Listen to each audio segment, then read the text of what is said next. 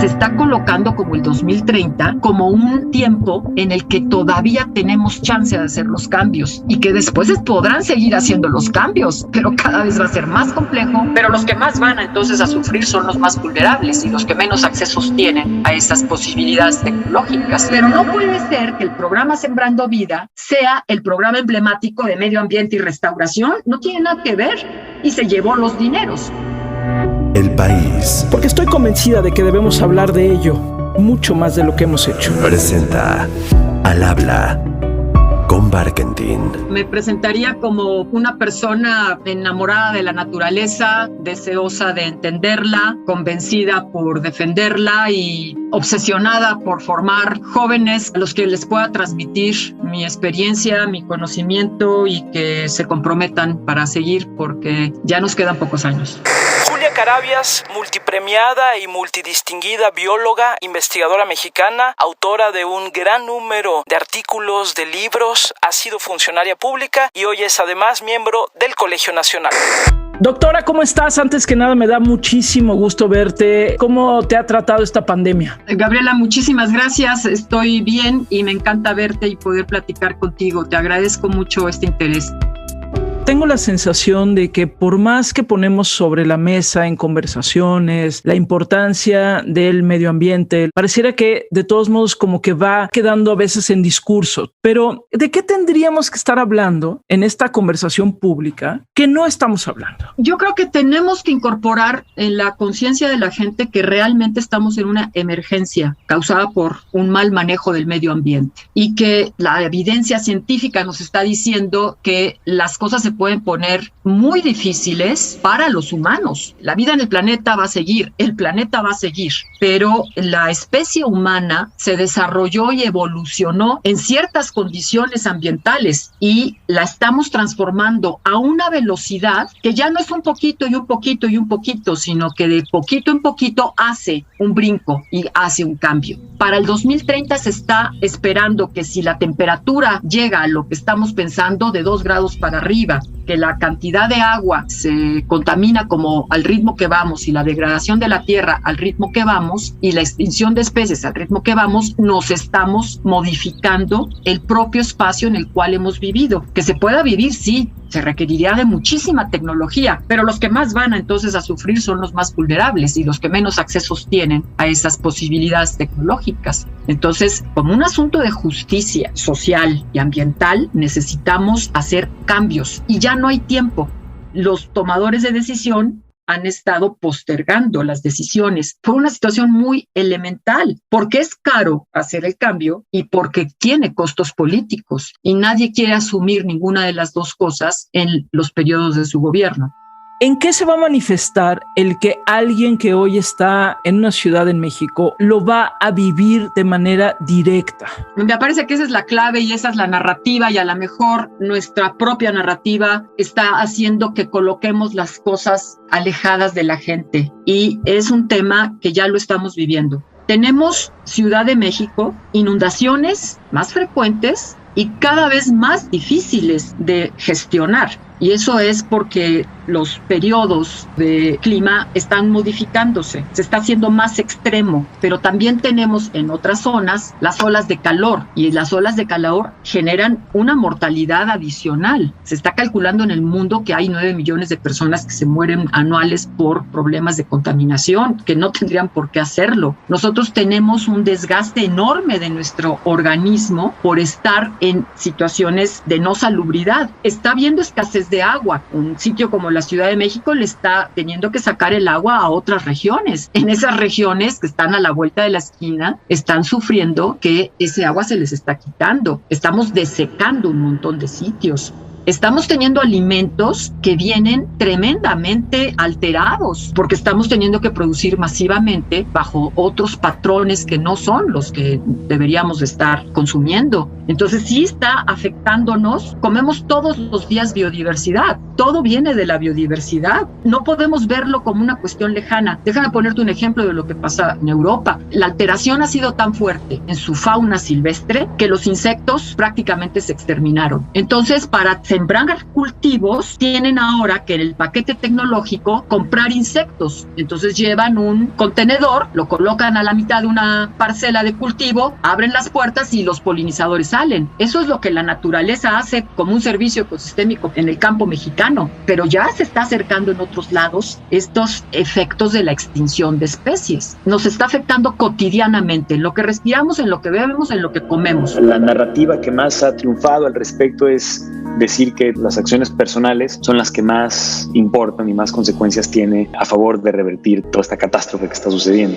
No sé si hay una conciencia medioambiental en lo que tú, que estás en contacto, por ejemplo, con los jóvenes y demás, si la estás percibiendo diferente a antes de que cayera la pandemia. Puede ser un poco sesgado mi respuesta, porque sí, creo que tenemos que salirnos otra vez de donde estamos. Claro, de nuestra burbuja para un poco. poder sí. tener mejor pulso, puesto que yo te diría que sí, pero es porque llevo pues en este año 800 Zooms en un mundo que estamos hablando de esto, ¿no? Entonces sí, siento que hay una mayor conciencia, pero déjame ponértelo de esta manera. Me parece que la conciencia en el tema ambiental subió durante la pandemia. Al inicio se abrió el espacio de tratar de explicar esto desde la perspectiva del mal funcionamiento de la relación hombre-naturaleza, por lo cual nos pegó lo que nos pegó. Pero después los estragos de la pandemia en el contexto económico y social han empezado a gravitar más fuerte, y entonces el tema ambiental se empezó a convertir, sí, ahí está, pero ahorita yo tengo que salir a trabajar y yo tengo que salir de mi depresión y yo tengo que salir de mi encierro, etcétera, ¿no? Entonces se empezó a convertir en una necesidad básica las relaciones sociales, restablecerlas, y obviamente el sustento de las familias. Entonces me parece que eso se nos ha ido bajando. Sin embargo, ahí anda.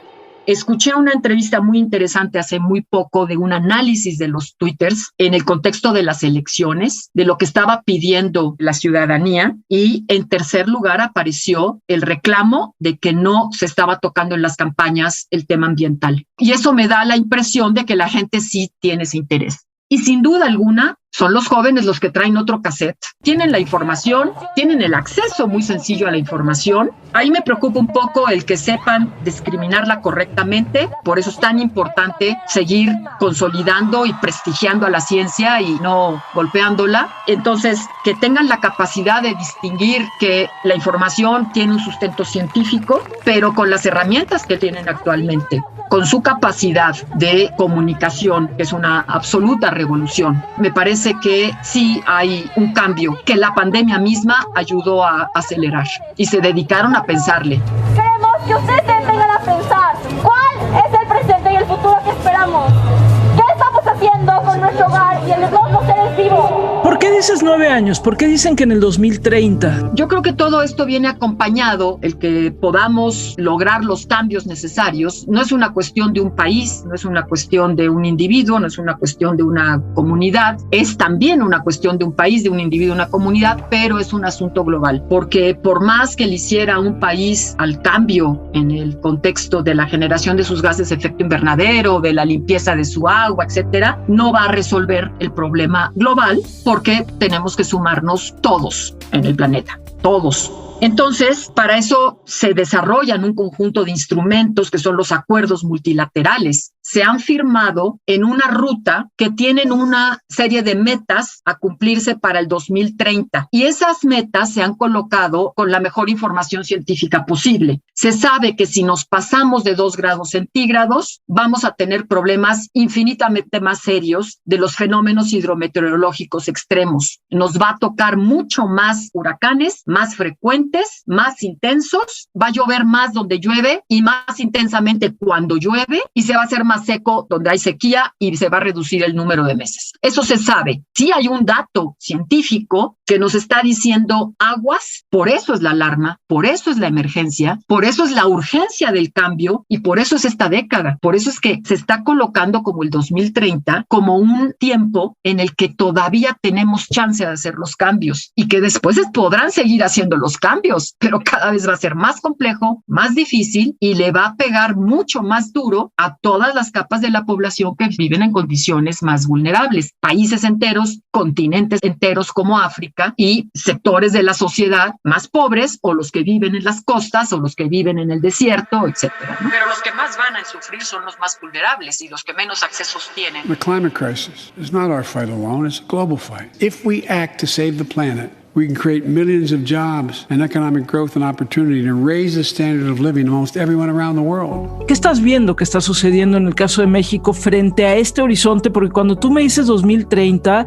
son 9 años, ya ni siquiera es una década. Yo creo que estamos lejos de hacer lo necesario y lo suficiente. México tiene instituciones, México tiene leyes, México tiene muchas políticas, generó muchos instrumentos. El problema es que a partir del 2015, la política ambiental se convirtió en de tercera. Entonces los recortes, cuando vienen todos los recortes... ¿Por qué en 2015? Porque empieza la política de austeridad y de los recortes presupuestales, que se refleja en todas las esferas de gobierno. En ese 2015 que hubo que ajustarse, la parte ambiental, que va recibiendo más responsabilidades, más broncas que están creciendo, el no atenderlas a la velocidad se hace más caro todavía. Empieza a tener los recortes por igual y en algunas áreas hasta más que otras áreas del gobierno. Entonces, bueno, se fue reduciendo como si fuera un capítulo aparte, se le fue sacrificando del 2015. Teníamos la expectativa que en el 2018 se recuperara el tema ambiental y lejos de eso ha ido más a la baja todavía. Entonces la curva de descenso del presupuesto es equivalente, es tremenda. Estamos trabajando en el país con un presupuesto 70% menos de lo que era en el 2015, con una cantidad de problemas infinitamente mayores. Entonces no estamos haciendo lo necesario. No se está haciendo lo necesario en el legislativo, el tema ambiental se acabó y creo que hay una puerta abierta muy interesante, muy importante desde el sistema judicial. La justicia ambiental se está abriendo puertas. Cuéntame eso, me parece interesante. ¿Por qué? Bueno, yo creo que ha habido gente clave que lo ha empujado y que lo ha entendido y que le ha interesado. El ministro Cosío empezó con ello, se está continuando ahorita con Saldívar,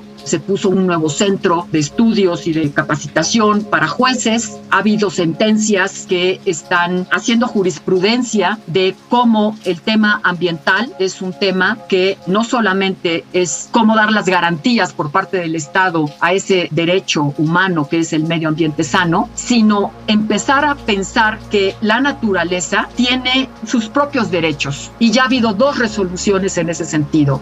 ¿Qué quiere decir esto? Que por sí mismo los manglares son importantes. ¿Qué nos dan? Toda la estabilidad que se necesita entre el agua dulce y el agua salada. La no existencia de los manglares implica un impacto fuertísimo para las relaciones entre todos los seres vivos y deben de ser preservados por el mismo hecho de existir. Y entonces cualquier mexicano, aunque no estés habitando en el manglar, tienes derecho a exigir su conservación. Y eso le dio un cambio muy importante. Ojalá y por allí se abra más.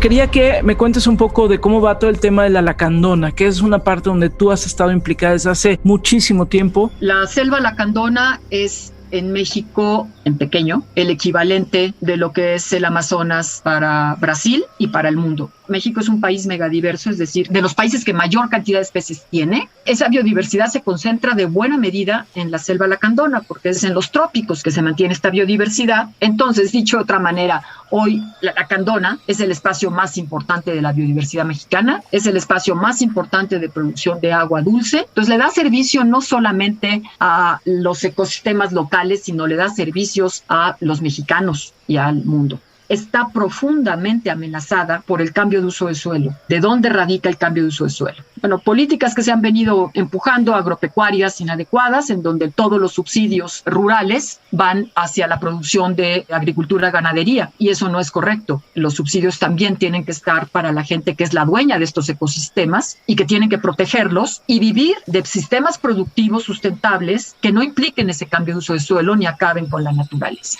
Entonces, ese tipo de proyecto es el que se está tratando de desarrollar, pero se enfrenta a muchos intereses. Entre los intereses que se enfrenta es que ha habido históricamente en la selva lacandona, desde que inicia la colonización en la selva lacandona en los mediados del siglo pasado, existen una forma de ocupación de la tierra, que no importa quién es el dueño de la tierra, la ocupa un grupo de personas, a veces por necesidad, a veces promovidas desde el punto político y la mayoría de las veces bajo una cuestión de corrupción que hay detrás de ello, una industria de la invasión, de la regularización, de la indemnización, y corren muchos millones de pesos por allí. Esos problemas están presentes todo el tiempo.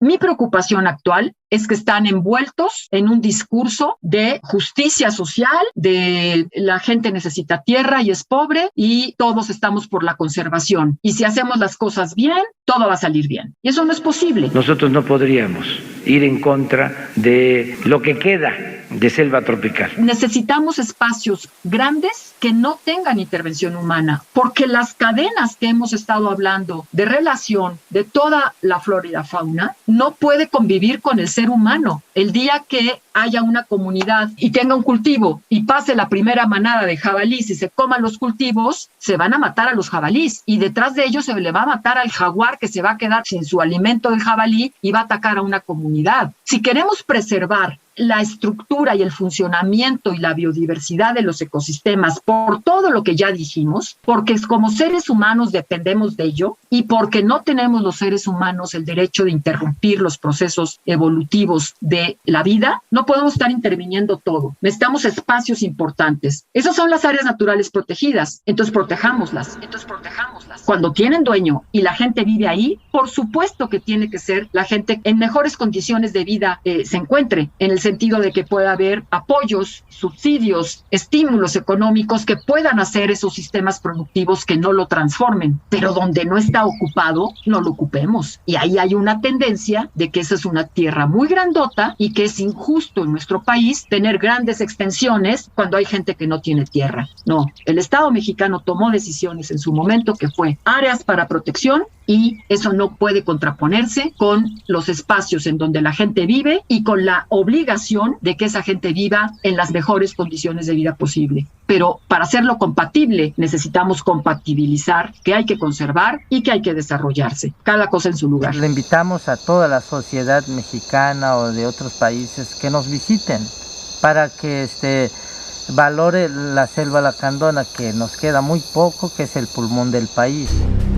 Para ir cerrando, en el caso de México, por ejemplo, el programa Sembrando Vida, ¿te preocupa en términos de el medio ambiente? Mira, me preocupa en términos de que a nombre del medio ambiente se ha hecho una inversión que viene de los recursos de medio ambiente, pero es un programa productivo, es un programa de reconversión productiva. No tengo ningún problema con un programa de reconversión productiva, a eso nos dedicamos también. Puesto así el programa de Sembrando Vida como lo está haciendo, adelante. Pero no puede ser que el programa Sembrando Vida sea el programa emblemático de medio ambiente y restauración. No tiene nada que ver.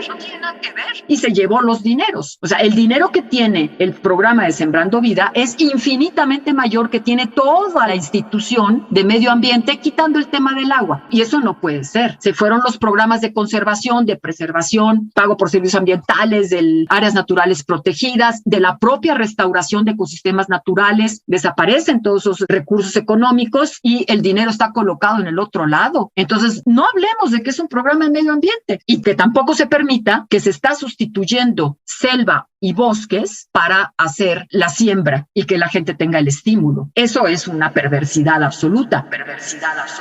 We are in the beginning of a mass extinction, and all you can talk about is money and fairy tales of eternal economic growth. How dare you? Para quienes nos escuchan, Julia, y quieren tal vez entrar en contacto, conocer más, ¿cómo se pueden acercar al trabajo que están haciendo pues tú y tu equipo? Tenemos una página, natura y ecosistemasmexicanos.org, y allí se puede entender y conocer y tener acceso a la información. Tenemos todas las redes sociales que el equipo de nuestros colaboradores son pilas en ello, ¿no? La otra es una organización que se llama CEIBA, es una organización que se dedica mucho más a la reflexión de las políticas públicas, tratando de incidir en la ruta de la sustentabilidad ambiental. Se llama Ceiba, ceiba.org.mx. Ahí andamos y con muchísimo gusto podernos acercar con todos los que se interesen sobre estos temas.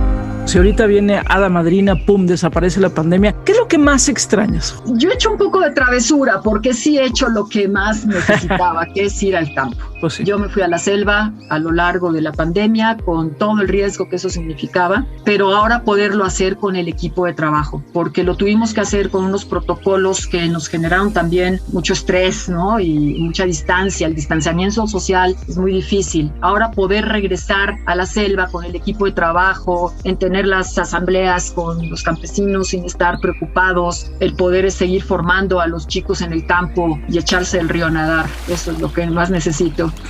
Echarse al río a nadar, qué maravilla. Gracias, Julia Carabias, por estos minutos. Gracias a ti, Gabriela, te agradezco mucho.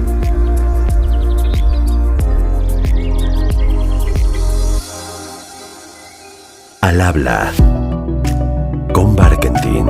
Cada semana una nueva conversación. Al habla con Barkentin. El País presentó.